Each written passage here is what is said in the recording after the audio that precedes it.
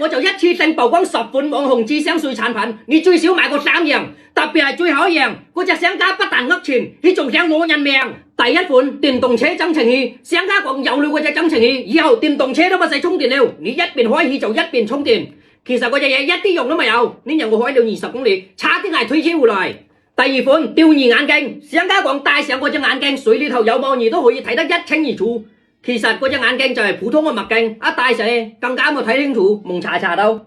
第三款省電神器，商家講有了嗰隻省電神器，你以後都冇使交電費了。一插屋求啲排插啲電表馬上就冇轉，一隻月供結局就要俾200蚊你。其實嗰隻嘢裏頭乜嘢都未有，就係一隻電路板仔加盞燈仔。你想靠嗰隻嘢省電，你插嗰隻嘢上去仲使多啲電。第四款汽車劃痕修復劑，商家講車牙刮花了冇使去修理床落，攞個平嘢擦2擦，去啲劃痕馬上就冇見了。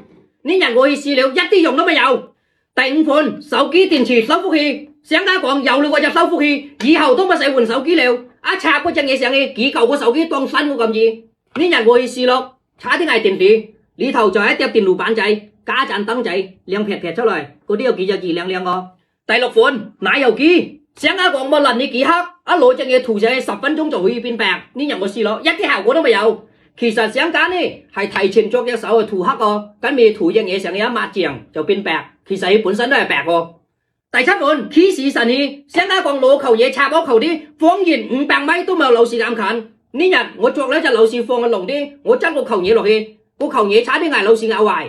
第八款清濕貼，商家講有了嗰隻嘢，一日可以瘦5斤，一貼個肚腩啲油標沙沙咁出來。呢日我貼了半隻鐘，一啲油都冇見。第九款水龍頭醬水器，商家講作隻嘢吸上水龍頭啲，無論一口水幾邋遢，開出來個水都係乾淨個。呢日我試過咯，嗱我執了泥嚟試，一開出嚟嗰啲水當奶茶咁似。第10款 K 狗神器，商家講你一打開嗰隻嘢，嗰啲狗總冇咁近你。呢日我特登去人家養雞場啲試，10幾條狗追過嚟，差啲將我咬死。嗰啲商家不但呃錢，佢仲想攞人命。今日我就一次性得罪了10隻商家。如果對你有幫助嘅話，幫我點一讚支持下，多謝。